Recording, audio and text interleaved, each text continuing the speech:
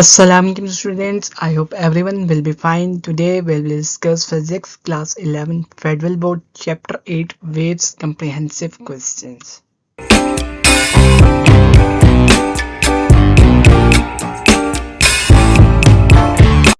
Now question number 1. What is meant by wave motion? Define the terms wavelength and frequency and derive the relationship between them. हमने बताना है कि wave motion से क्या मुराद है और जो टर्म्स यूज होती हैं वेवलेंथ और फ्रीक्वेंसी हमने उनको डिफाइन करना है और जो उनके दरमियान रिलेशनशिप है उसको डिराइव करना है. Wave motion.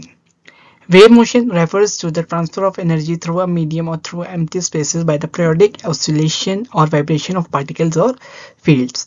Wave motion क्या होता है? ट्रांसफर ऑफ एनर्जी होता है थ्रू अ मीडियम या फिर एम्प्टी स्पेसेस और ये किस हेल्प से होता है? Periodic oscillation. पीरियोडिक मतलब टू एंड फ्रो मोशन होता है, ऑसिलेशंस होती हैं, वाइब्रेशंस होती हैं. किस चीज की वाइब्रेशंस? पार्टिकल्स की. तो वेव मोशन क्या करता है? एनर्जी को ट्रांसफर करता है by means of oscillations of particles. In wave motion, energy is transported from one location to another without the physical transfer of matter. Matter तो आपका उसी जगह पे रहेगा, सिर्फ और सिर्फ क्या होगा? आपकी जो एनर्जी है एक पॉइंट से दूसरी पॉइंट की तरफ ट्रांसफर होगी. Now wavelength. Wavelength is the distance between two consecutive points in a wave that are in phase, meaning they have the same phase of oscillation. दो consecutive मतलब first and second. इसी तरह अगर second है तो फिर third. दो consecutive points जो कि in phase हों, मतलब जो top वाले point अगर हम ले रहे हैं तो जो दो top points हैं, बेशक वो फर्स्ट वाला ले लें, सेकंड वाला ले लें या सेकंड और थर्ड वाला ले लें, पेयर लेने आपने कंसेक्टिव. अब वो टॉप वाले पॉइंट्स ले लें या बॉटम वाले ले लें, तो जो दो कंसेक्टिव पॉइंट्स के दरमियान डिस्टेंस है वो क्या होगा? हमारे पास होगा wave length, meaning they have the same phase of oscillation. In the context of transverse wave like most EM या electromagnetic waves, its distance between two consecutive crests or troughs. दो consecutive troughs और दो consecutive crests के दरमियान जो distance है वो होगा वेव लेंथ. क्रेस्ट क्या होता है? Maximum point, trough lowest point. तो हम या तो दो क्रेस्ट का डिस्टेंस ले लें या दो ट्रफ्स का डिस्टेंस ले लें, तो हमारे पास क्या होगा? Wave length. In the context of longitudinal wave like sound wave, its distance between two consecutive compressions or rarefaction. Compression जहाँ पे आपके पास जो है वो वेव्स एक दूसरे के करीब हों, rarefaction जहाँ पे आपके पास जो है वो थोड़ा सा डिस्टेंस इंक्रीज हो जाए. तो दो कंसेक्टिव कंप्रेशंस और या फिर दो कंसेक्टिव रेयरफैक्शन के दरमियान जो डिस्टेंस है वो होगा one wavelength. Wavelength is usually denoted by Greek letter, इसको हम कहते हैं lambda, and is typically measured in metre. क्योंकि आपको पता है वेवलेंथ क्या है? डिस्टेंस है. तो डिस्टेंस क्या है? लेंथ. लेंथ का क्या यूनिट होता है? ऐसा ही मीटर. तो सिमिलरली वेवलेंथ का यूनिट हुआ metre. Now frequency. Frequency is the number of complete oscillation or cycles of a wave that occur in 1 second. Frequency क्या है जी? नंबर ऑफ ऑसिलेशंस जो के पर यूनिट टाइम अकर हो रही हैं वो होगी frequency. It's typically measured in hertz, where 1 hertz is equal to 1 cycle per second.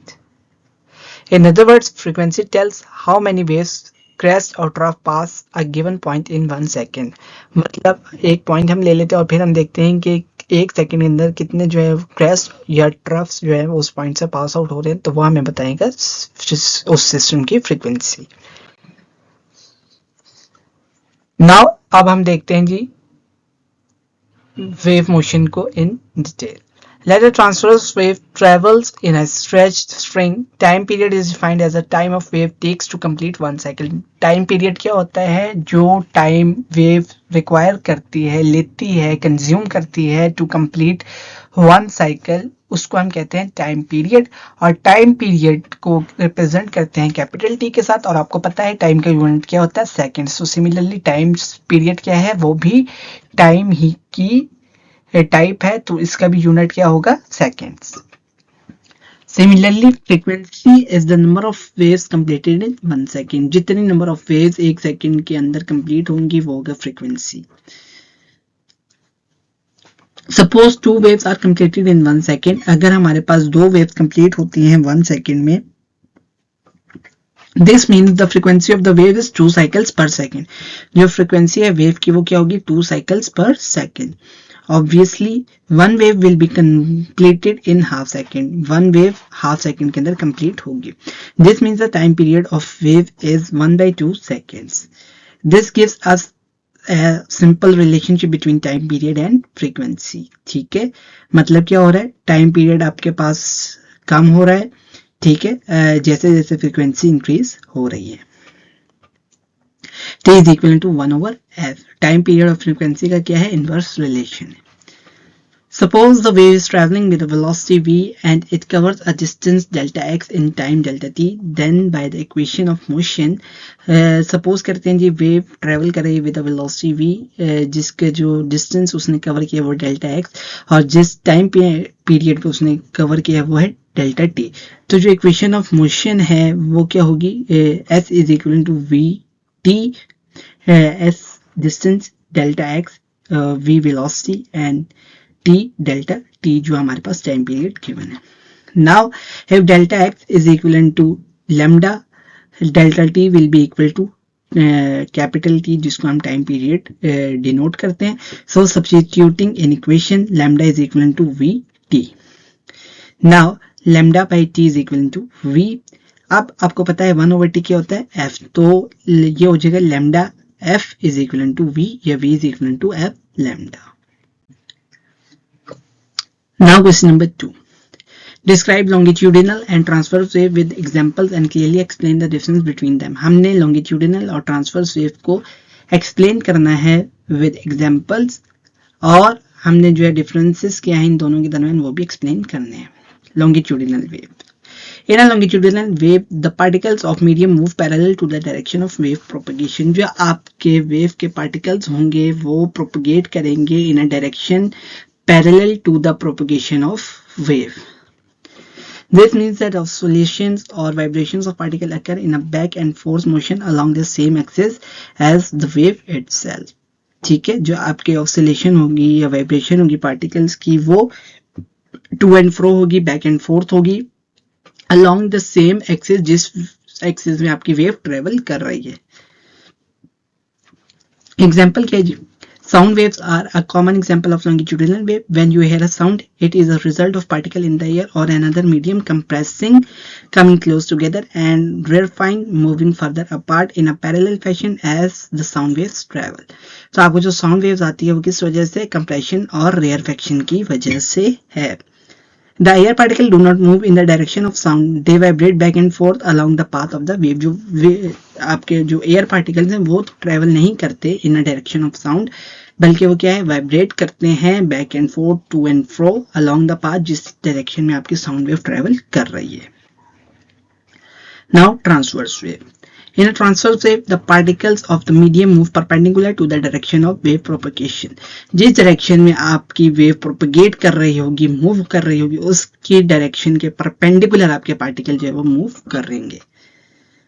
This means that the oscillation or vibration of particle in a motion that is perpendicular to the wave's direction. जो आपके particles का motion और vibration होगी वो किस direction में होगी, perpendicular direction में होगी। किस चीज के परपेंडिकुलर, जिस डायरेक्शन में आपकी वेव ट्रेवल कर रही है।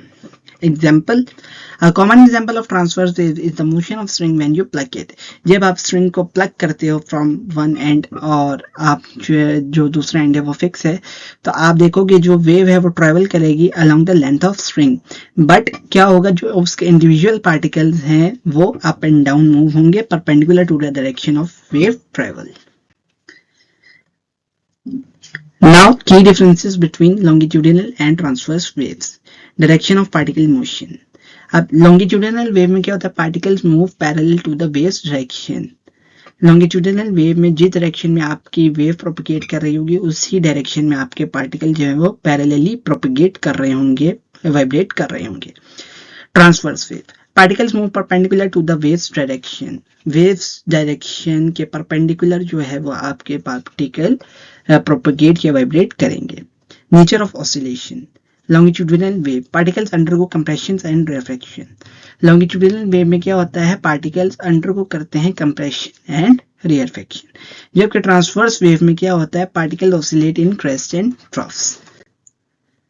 Now question number 3, explain the following from crest, trough, compression, refraction, node and antinode. सबसे पहले हम देखते हैं जी crest.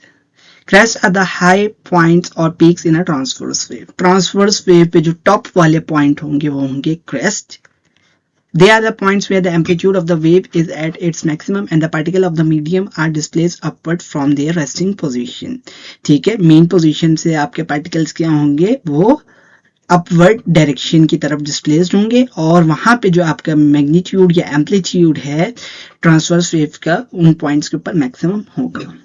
Crests are found in regions of constructive interference where the displacement of particle reinforce each other. ठीक है, crest कहाँ पे होंगे, जहाँ पे आपके पास कंस्ट्रक्टिव इंटरफेरेंस होगी और जो पार्टिकल्स हैं वो एक दूसरे को रीइंफोर्स करेंगे और उस रीइंफोर्समेंट के नतीजे में क्या होगा, आपकी जो डिस्प्लेसमेंट है एट दैट पर्टिकुलर पॉइंट वो मैक्सिमम हो जाएगी। Now trough. Troughs are the low points or valleys in a transverse wave.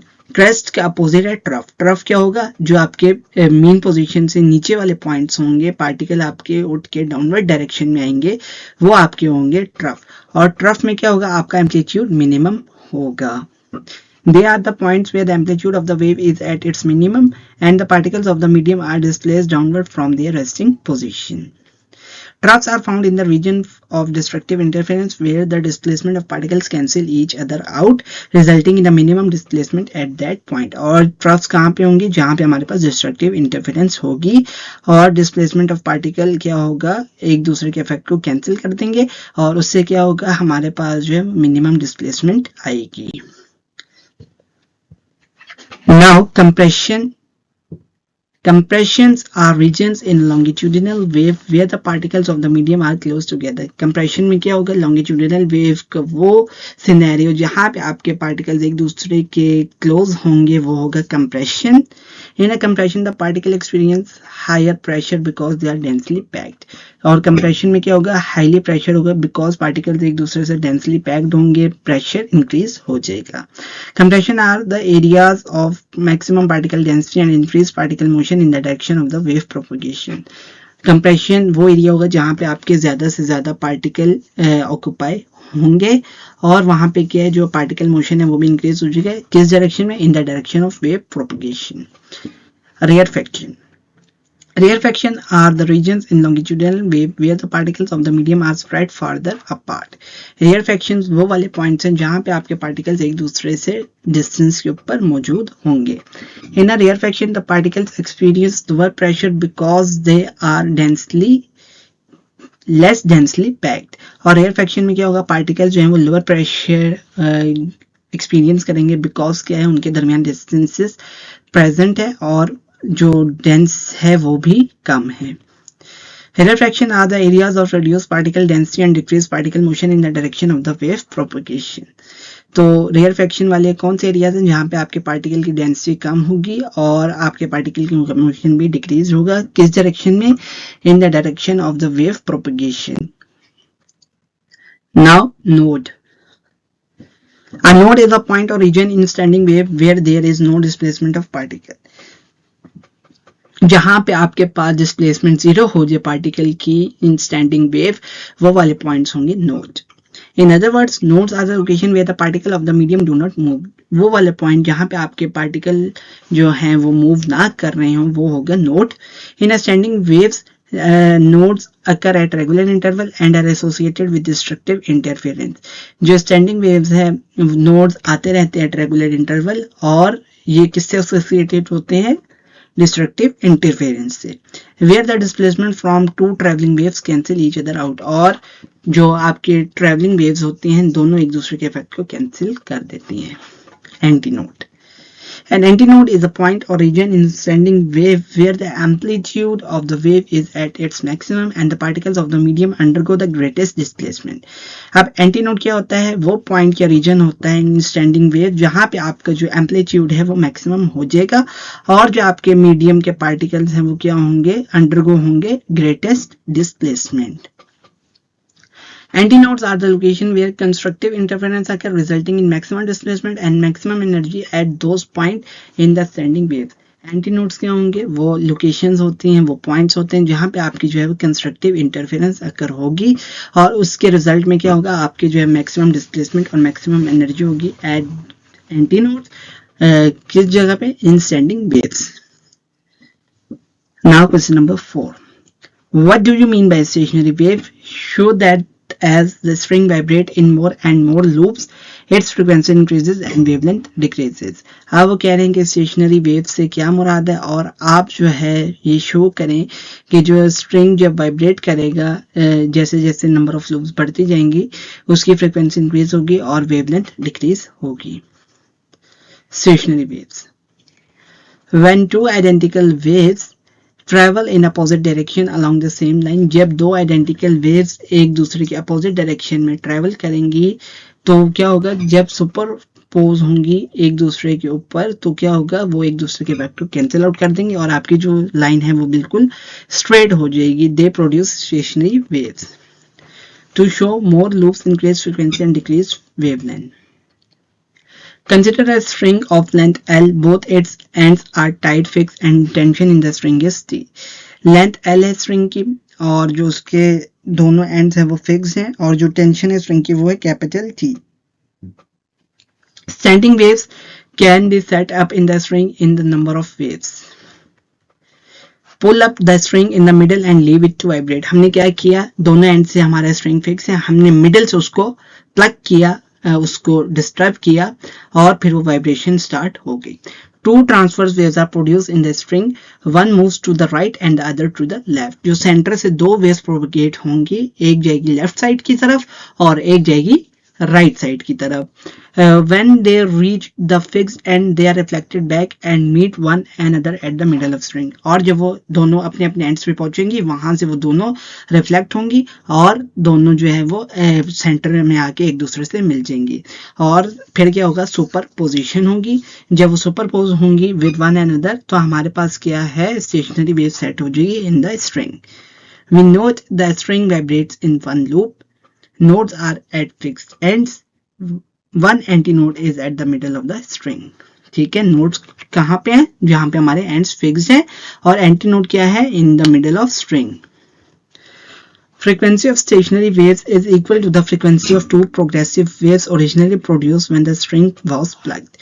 अब फ्रीक्वेंसी क्या है स्टेशनरी वेव की? वो इक्वल है फ्रीक्वेंसी किन की? जो दो वेव्स हमारे पास प्रोपगेट हुई है जब हमने स्ट्रिंग को प्लग किया है. Suppose it is F1. Now total length of the string is L, which is from N1 to N2. मतलब नोड 1 से लेकर नोड 2 तक जो हमारी लेंथ है वो L है. If lambda 1 is the wavelength of the wave, then N1 N2 is equivalent to L is equivalent to lambda 1 by 2 और lambda 1 आ जाएगा 2L और here lambda 1 is the length of the wave. Suppose V is the speed of the wave, then we know that V is equivalent to F lambda. Apply the above equation to the present situation जहाँ पे हमारे पास है V is equivalent to F1 lambda 1. Put the values of lambda 1 in the above equation जहाँ पे हमने V is equivalent to F1 multiply by 2L put किया तो हमारे पास F1 आ गया V by 2L. और from our previous knowledge we know that the speed of transverse wave in string of mass m, length L and tension T is given bye जो हमारी speed है transverse wave की जिसका mess m है, length L है और tension T है, उसको हम लिखते हैं V is equivalent to square root of T by m over L. When total mass of the string is divided by the total length of the string, we get mass per unit length. जब हम total mass of string को total length से divide करते हैं तो हमारे पास क्या आता है? per unit length का mass आता है. Hence m over L is equivalent to m. तो हमारे पास जो है वो velocity आ जाएगी v is equivalent to square root of t over m और हम जो है उसके जो इक्वेशन है यहाँ पे सब्स्टिट्यूट करेंगे तो F1 is equal to 1 by 2L multiply with square root of t over m. This equation gives the relationship of frequency with the length of string. ठीक है, यहाँ पे आपके पास क्या है? फ्रीक्वेंसी और L आ रहा है तो यहाँ पे हमारे पास ये रिलेशनशिप है between frequency and length. Now suppose a string is plugged at the quarter length. अब हमने क्या किया? स्ट्रिंग को क्वार्टर लेंथ से प्लग किया. This will result the string vibrate in two loops. अब क्या होगा? दो लूप्स आएंगी. Suppose the vibrating frequency is f2 and the corresponding wavelength of this mode is lambda 2. हमने क्या किया, फ्रीक्वेंसी जो है f2 है और जो corresponding wavelength है वो है lambda 2. Therefore length of the string is now given by L is equivalent to n1 n2 plus n2 n3 is equivalent to lambda 2 by 2 plus lambda 2 by 2 is equivalent to lambda 2. Now f2 is equivalent to v by L और f2 is equivalent to 1 over L into square root of t over m. v की जगह हमने क्या किया, उसका expression put कर दिया. So we can conclude from the above observation that when the string vibrates in more and more loops, its frequency increases and wavelength decreases. तो हमने ये conclude किया from the above equations of the above observations कि जब string vibrate करेगा in more and more loops तो उसकी frequency increase हो जाएगी और wavelength क्या है, decrease हो जाएगी. Now question number 5. Explain Newton's formula for the speed of sound. Show that how it was corrected by French scientist Laplace. हमने क्या करना है, जो न्यूटन का फॉर्मूला है स्पीड ऑफ साउंड के लिए उसको एक्सप्लेन करना है और हमने बताना है कि लेप्लास ने इसको कैसे करेक्ट किया.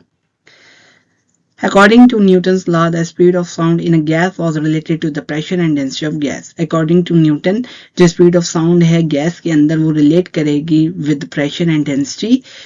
His formula can be expressed as V is equivalent to square root of gamma P by rho, where V is the speed of sound, gamma is the adiabatic index or the ratio of the specific heat for the gas, P is the pressure of the gas, rho is the density of the gas.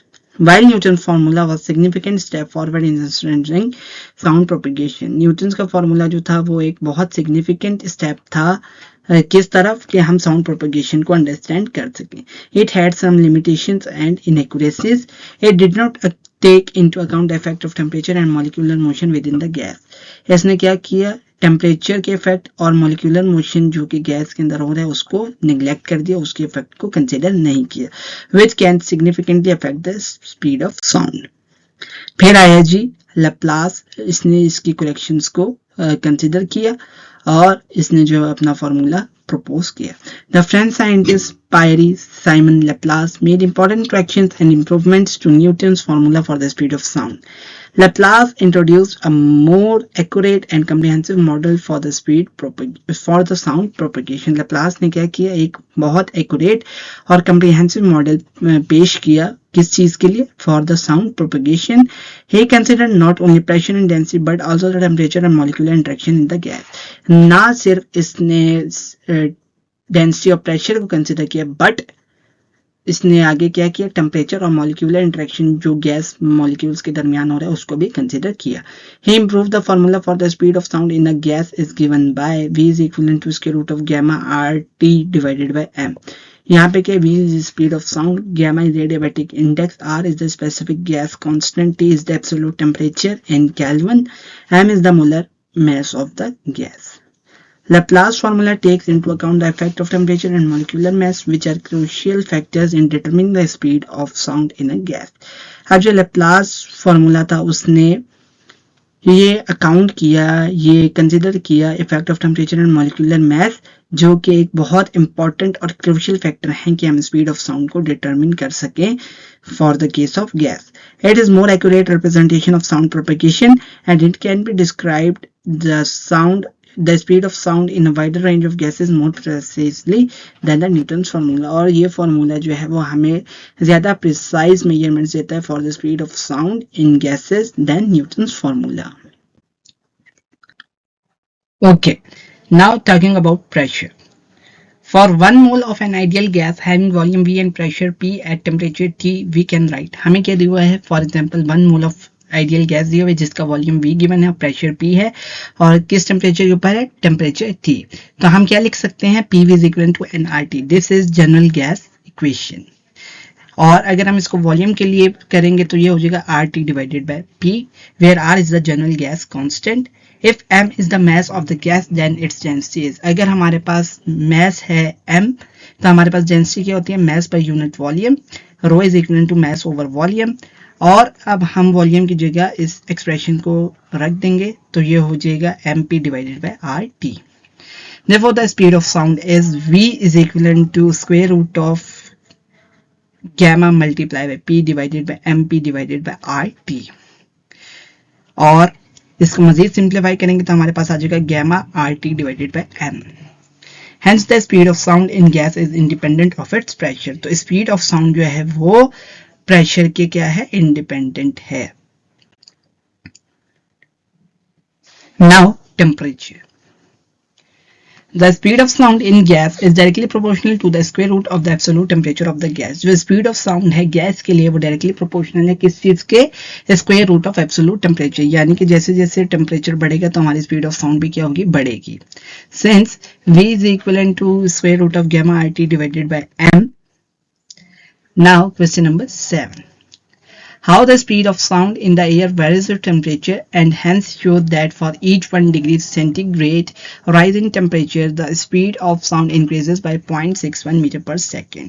वो कह रहे हैं कि आप ये बताओ कि speed of sound air में कैसे वेरी करती है टेम्परेचर के साथ, और आप ये शो करो कि अगर हम 1 डिग्री सेल्सियस टेम्परेचर को चेंज करते हैं तो हमारी स्पीड ऑफ साउंड जो है वो इंक्रीज होगी bye 0.61 metre per second. Okay, the speed of sound in air with temperature। The speed of sound in gas is directly proportional to the square root of the absolute temperature of the gas, since V is equivalent to square root of gamma RT by m। If V0 and V are the speed of sound at temperature T0 and T। अब हमारे पास क्या है, दो velocities दी हुई है at temperature T0 and T। For example हम suppose करते हैं कि T0 के ऊपर हमारे पास V0 स्पीड है और टेम्परेचर T के ऊपर हमारे पास स्पीड V है। तो हम क्या लिख सकते हैं, v by v0 is equal to square root of t by t0। Because आपको पता है कि वेलोसिटी और टेम्परेचर में क्या है, डायरेक्टली प्रोपोर्शनलिटी का रिलेशन है, और वेलोसिटी जो है वो स्क्वायर रूट ऑफ टेम्परेचर के डायरेक्टली प्रोपोर्शनल है। So t0 is equal to 0 plus 273 and t will be t in degree Celsius plus 273। तो जब हम इसको इन SI यूनिट केल्विन रखेंगे तो हमारे पास आ जाएगा V over V0 square root of T in degree Celsius plus 273 kelvin divided by 0 plus 273 kelvin. Okay, now on further solving हमारे पास क्या आएगा, 1 plus T in degree Celsius divided by 273 and power 1 है 2। Now applying binomial theorem and neglecting high power terms we get। हम क्या कर रहे हैं, binomial theorem लगा रहे हैं और जो हमारे पास higher power terms है उनको neglect करें, मीन्स कि उनको जीरो सपोज कर रहे हैं। v over v0 is equal to 1 plus t in degree Celsius over 2 multiplied by 273, और v0 को हम उधर ले गए तो ये हो जाएगा v0 plus v0 multiplied by t in degree Celsius divided by 546। Since as 0 degree Celsius temperature जब हमारे पास 0 डिग्री सेल्सियस है तो हमारे पास स्पीड ऑफ साउंड होगी कितनी, 332 metre per second. Then putting the values of v0 हमारे पास जो है इक्वेशन आ जाएगी हमारे पास v is equal to 332 plus 332 multiply by 10 degree Celsius divided by 546, and then velocity v is equivalent to v0 plus 0.61 multiplied by t in degree Celsius। Now for v0 is equivalent to v minus 0.61, thus the increase in speed of sound for each degree rise above 0 degree Celsius is 0.61 meter per second। Now question number 8। What are the beats? Explain how they are produced and show that the number of beats per second is equal to the difference in frequencies of the two sources। वो कह रहे हैं कि बताओ beats क्या होती हैं और आप बताओ कि ये प्रोड्यूस कैसे होती हैं, और शो करो कि जो number of beats per second produce हो रही हैं वो इक्वल हैं किस चीज के, difference in frequencies of the two sources. Okay, coming towards beats. Beats are a phenomena that occurs when two sound waves with slightly different frequencies interfere with each other। Beats कब प्रोड्यूस होती हैं कि जब दो different frequency की sound आकर एक दूसरे से इंटरफेयर करें तो तब हमारे पास बीट्स प्रोड्यूस होती हैं। They result in periodic variation in the intensity of loudness of the combined sound, और इससे क्या होगा, हमारे पास पीरियोडिक वेरिएशन आएगी और हमारे पास इंटेंसिटी और लाउडनेस क्या होगी, इंक्रीज हो जाएगी। This variation creates a pulsing और throbbing sound that is heard as a series of alternating loud and soft sound. तो हमारे पास क्या होगा, जो वेरिएशन आएगी उससे हमारे पास क्या होगा, एक पल्स टाइप वेव जनरेट होगी, थ्रॉबिंग साउंड प्रोड्यूस होगी जो कि सुनाई देगी as a series of alternating loud and soft tones, मतलब कभी आवाज तेज हो जाएगी और कभी आवाज जो है वो हल्की हो जाएगी। How beats are produced? Beats are produced when two sound waves of slightly different frequencies interfere constructively and destructively. Beats कब प्रोड्यूस होंगी, जब हमारे पास दो साउंड वेव्स जिनकी फ्रीक्वेंसीज एक दूसरे से डिफरेंट है वो इंटरफेयर करेंगी, या तो कंस्ट्रक्टिवली मतलब उनका एम्पलीट्यूड बढ़ा देंगी, या डिस्ट्रक्टिवली उनका एम्पलीट्यूड कम कर देंगी। Here's how it works. Two sound sources emit waves at frequency f1 and f2 where f1 is greater than f2. The waves combine as they propagate through space and interfere with each other. Waves क्या करेंगी, combine करेंगी एक दूसरे के साथ, जैसे वो propagate करेंगी स्पेस में और इंटरफेयर करेंगी एक दूसरे के साथ। When the two waves are in phase, जब दोनों waves in phase होंगी तो हमारे पास क्या होगा, जो उनकी पीक्स और ट्रफ्स यानी कि क्रेस्ट और ट्रफ्स उनके क्या होंगे, एक दूसरे से अलाइनमेंट में होंगे, अलाइन करेंगे। They reinforce each other and create a momentary increase in amplitude और लाउडनेस। तो वो क्या होगा, एक दूसरे के साथ कंस्ट्रक्टिव इंटरफेरेंस करेंगे और उनका एम्पलीट्यूड या लाउडनेस क्या होगा, इंक्रीज हो जाएगी। When the two waves are out of phase, that is their peaks and troughs do not align. जब दो waves out of phase होंगी यानी कि उनका crest और trough एक दूसरे से align नहीं कर रहे होंगे तो तब क्या होगा, they partially cancel each other out resulting in a momentary decrease in amplitude और loudness. तो ये क्या होगा, partially एक दूसरे के साथ क्या करेंगे, interfere करेंगी, और कैसी इंटरफेरेंस होगी, डिस्ट्रक्टिव इंटरफेरेंस, और डिस्ट्रक्टिव इंटरफेरेंस के नतीजे में क्या होगा, उनका एम्पलीट्यूड और लाउडनेस क्या होगा, कम हो जाएगा। The interference between the waves cause the sound to fluctuate between loud and soft, creating the sensation of beats. तो इस ही इंटरफेरेंस की वजह से क्या होगा, जो हमारे पास फ्लक्चुएशन आएगी between loud and soft sound, और इससे हमारे पास क्या होगा, हमें बीट्स सुनाई देगी। Now beat frequency. Beat frequency is defined as the difference between the frequencies of the two waves creating the beats. Beat frequency क्या होता है, उन दो साउंड सोर्सेज की फ्रीक्वेंसी का डिफरेंस जो कि वेव्स को प्रोड्यूस कर रही हैं। Suppose the time interval between two successive sound waves is t1 minus t2 is equivalent to t. जो टाइम इंटरवल है दो सक्सेसिव साउंड वेव्स का, फॉर एग्जांपल हम ले लेते हैं t1 minus t2 और इसको हमने लिख दिया capital T. F1 is the frequency of first wave, F2 is the frequency of second wave. In time interval t, the number of oscillation of first wave is f1t and for the second wave is f2t. ठीक है, जब हमारे पास time interval t है तो हमारे पास number of oscillation first wave के लिए क्या है, f1t, और सेकंड वेव के लिए नंबर ऑफ ऑसिलेशन क्या है, f2t. तो जो हमारे पास डिफरेंस है in oscillations between the two waves वो है f1t माइनस f2t, और अब हम देखते हैं कि जो डिफरेंस है इन ऑसिलेशन वो 1 है, इसको हम लेट कर रहे हैं।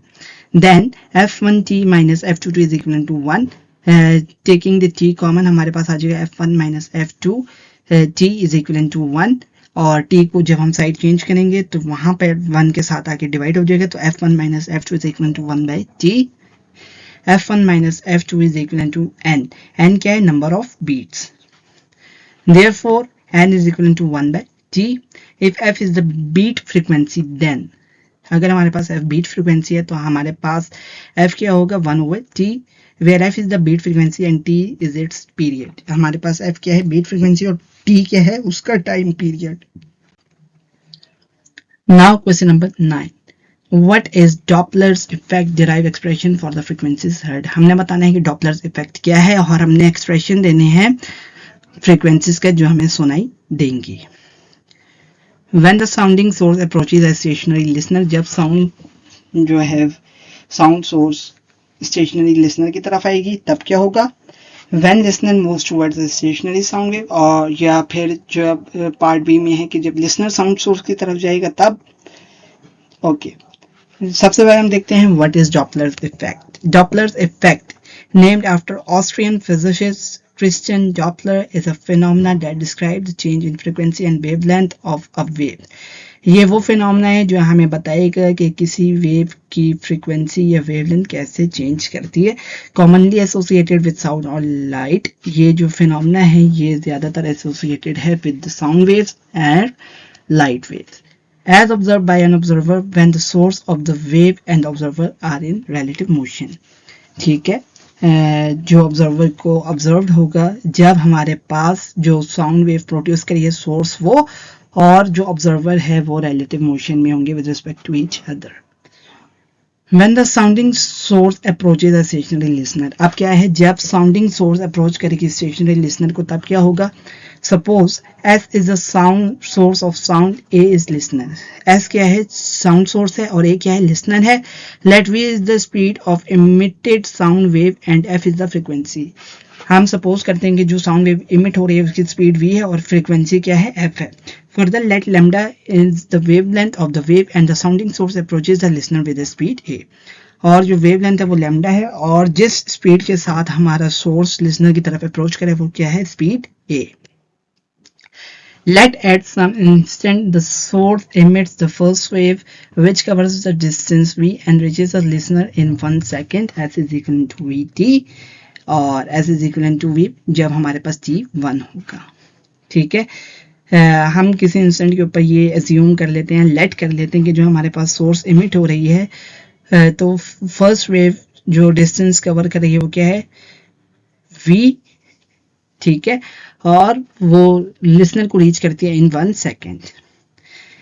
At the end of 1 second the source cover the distance a और 1 सेकेंड के बाद वो डिस्टेंस कवर करती है a और जो स्पीड ऑफ सोर्स है again s is equal to at, s is equal to a when t is equal to 1.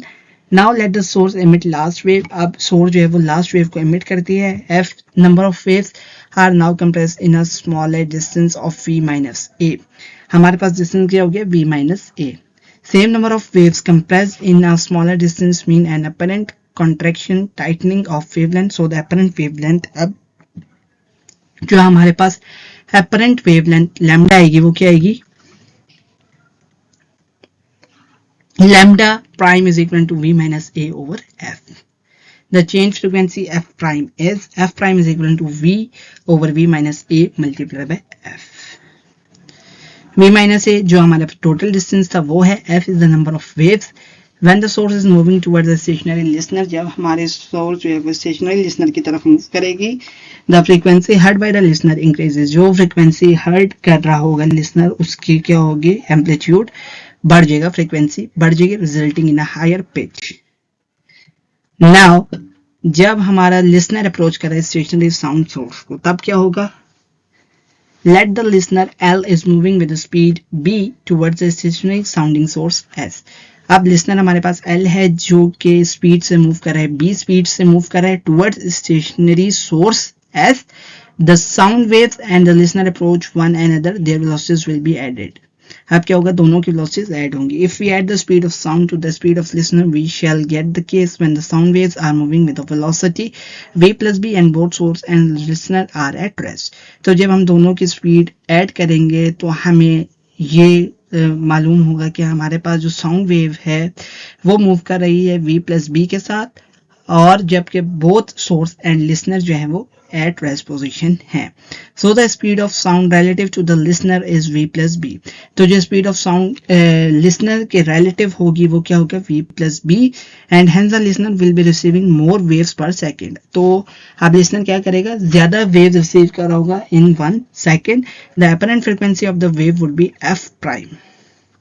The relative frequency is therefore given by जो relative frequency आएगी वो कैसे आएगी f prime. आप इसको डबल प्राइम लिखो, ये आपके ऊपर डिपेंड करता है.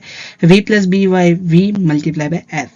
When a listener moves towards a stationary sounding source, the frequency heard also increases. जब listener sound source की तरफ जा रहा होगा तो जो frequency वो सुन रहा होगा उसका क्या होगा frequency बढ़ जाएगी. Now question number 10. What are organ pipe? Show that an open organ pipe is richer in harmonic than a closed organ pipe. वो पूछ रहे हैं कि organ pipes क्या हैं और आप ये बताओ कि जो open organ pipes हैं वो ज्यादा हार्मोनिक्स रखते हैं as compared to closed organ pipe. Okay, organ pipe. An organ pipe is the simplest example of an instrument which produces sound by means of vibrating air columns. तो organ pipe क्या है? Simplest example है उन instrument की जो के sound waves को produce करते हैं किस जरिए से? Vibrating air column के जरिए से. Organ pipes are of two types: closed organ pipe and open organ type. Closed organ pipe, a pipe whose end opposite to the whistle end is closed. ऐसा pipe जिसका and किस चीज का जो opposite है विसल एंड के वो close हो is called a close organ pipe. The air column in a close organ pipe is set into vibration by sending a narrow jet of air towards this edge और a lip at the open end. तो हम air columns के अंदर vibration कैसे produce करेंगे? By sending narrow jet of air जो हमारे पास close side है उसकी तरफ हम एयर भेजेंगे या फिर हम जो है वो साउंड प्रोड्यूस करेंगे at an open end. Now open organ pipe, a pipe whose end opposite to the blowing end is open is called open organ pipe. ऐसा पाइप जिसके दोनों एंड्स ओपन हो, बेशक वो विसल वाला एंड हो या विसल के अपोजिट वाला एंड हो, वो होगा open organ pipe. Now close organ pipe. First harmonic. If L is the length of pipe and lambda 1 is the wavelength of the sound, अगर हमारे पास लेंथ L है पाइप की और lambda 1 क्या है? वेवलेंथ है साउंड की, then L is equal to lambda 1 by 4 और lambda 1 is equal to 4 multiplied by L. If V is the speed of traveling waves sent into the pipe, then frequency F1. अगर हमारे पास जो जिस speed से sound उस pipe के अंदर जा रही है वो V है तो हमारे पास फ्रीक्वेंसी F1 क्या हो जाएगा? F1 is equal to V by lambda 1 और V by 4L. The frequency F1 is called the fundamental or first harmonic. जो हमारे पास frequency F1 है उसको कहेंगे fundamental या first harmonic. Now close organ pipe, third harmonic. If the air column vibrates for the third harmonic, then the length L of the air column is related with the wavelength lambda 2s. अगर हमारे पास जो air column है वो vibrate कर रहा है किस हार्मोनिक के लिए?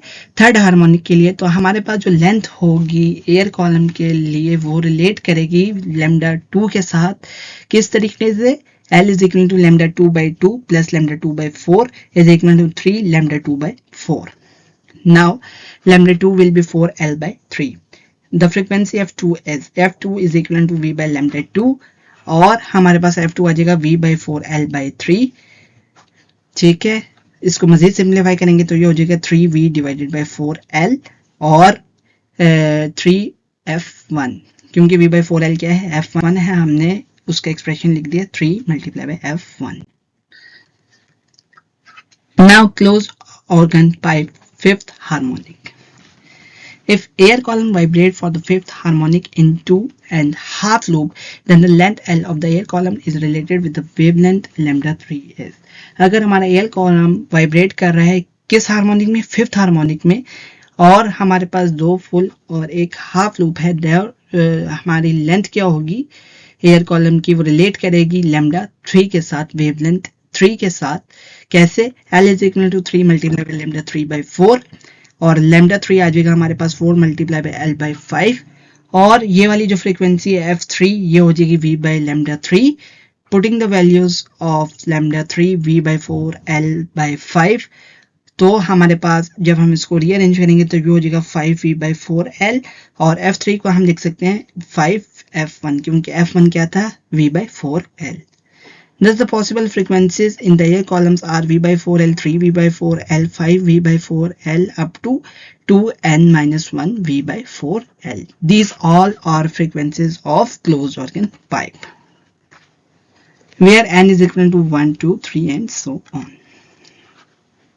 Here the lowest frequency V by 4L is called the fundamental frequency, while all higher frequencies which are odd multiple of the fundamental frequency are known as harmonics.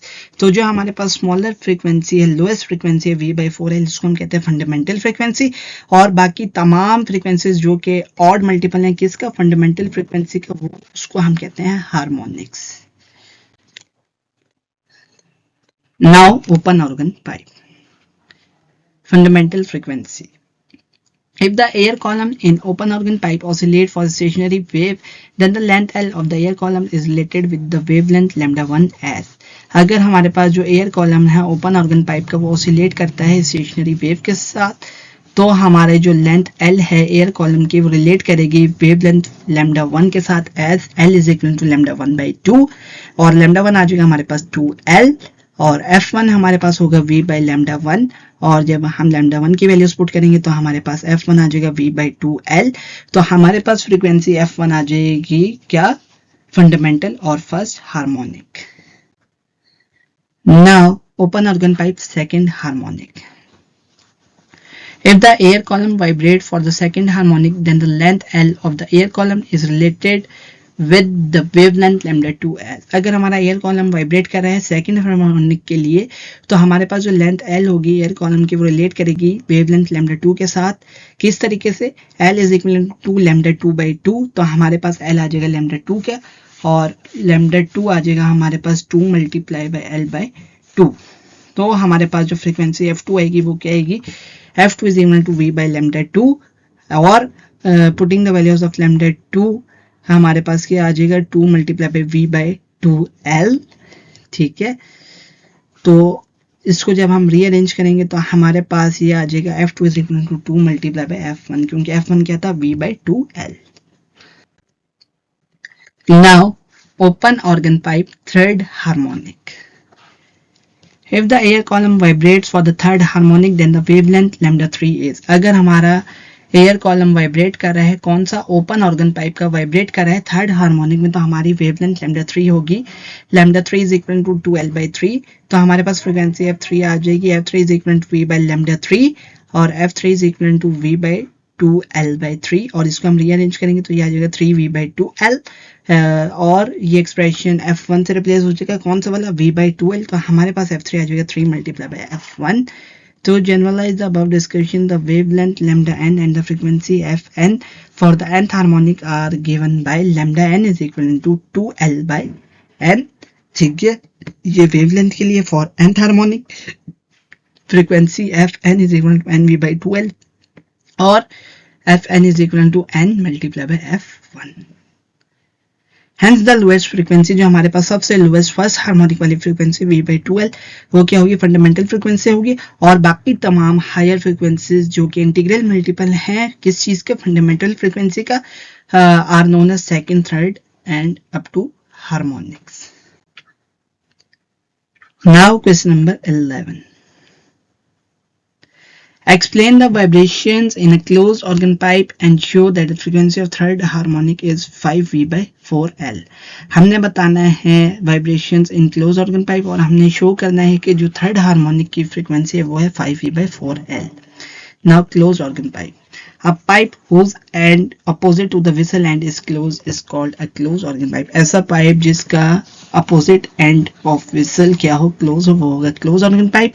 In closed organ pipe such as flute or closed end of an organ pipe, vibration occurs due to reflection of sound waves at the closed end।